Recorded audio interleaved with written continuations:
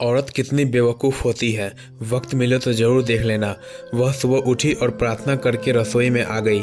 चाय के लिए चूल्हे पर पानी रखा, फिर बच्चे को जगाया ताकि स्कूल के लिए तैयार हो सके। रसोई में जाकर चाय बनाई और सास ससुर को दे दी। फिर उसने अपने बच्चों के लिए नाश्ता बनाना शुरू किया। जब बच्चे तैयार हुए तो उन्होंने नाश्ता किया और उसने बच्चों का लंच बनाया। इसी बीच बच्चों की वैन आ गई। बच्चों को स्कूल भेजकर टेबल से बर्तन समेटे।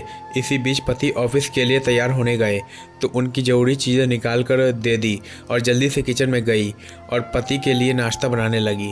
एक पराठा और अंडा भी बना ही था कि नन्ही ननद रसोई में आई।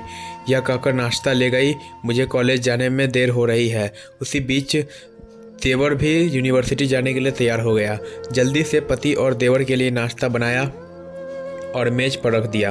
9 बजे पति ऑफिस गया तो उसने आकर टेबल से बर्तन उठाकर सास और ससुर के लिए नाश्ता बनाया।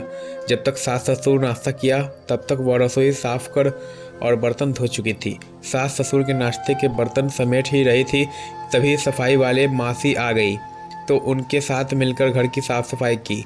मासी को विदा किया तो 11 बज चुके थे। तभी घंटी बजी और उसकी विवाहित ननद अपने 2 बच्चों के साथ आ गई। मेहमानों के लिए जल्दी जल्दी चाय और उसके साथ कुछ नाश्ता बनाया। उस समय 12 बज रहे थे। वह जल्दी से रसोई में खाना बनाने गई तो सास की आवाज़ आई, आज अपनी ननद के लिए कुछ अच्छा बनाना। उसने ननद के लिए जल्दी जल्दी स्वादिष्ट खाना बनाने लगी थी क्योंकि 1 बज चुके थे और उसके बच्चे आने वाले थे। जब बच्चे स्कूल से आए तो उन्होंने मुंह हाथ धोए, कपड़े बदले। उसने खाना निकाले और बच्चों को खिलाए। तभी कॉलेज से छोटी ननद भी आ गई और देवर भी वापस आ गया।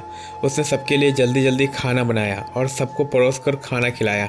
जब सब खाकर उठे तो 3 बज चुके थे। उसे अचानक भूख लगी। उसने मेज पर देखा तो खाना नहीं बचा था।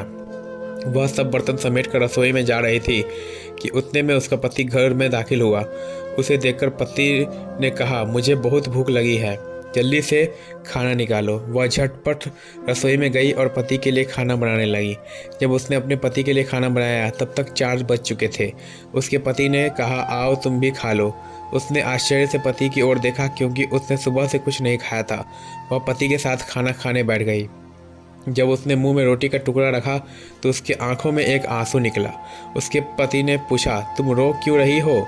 उसने सोचा, मैं इनसे क्या कहूँ, ये क्या जानते हैं कि ससुराल में इतनी मेहनत के बाद यह रोटी मिलती है जिसे लोग मुफ्त की रोटी कहते हैं।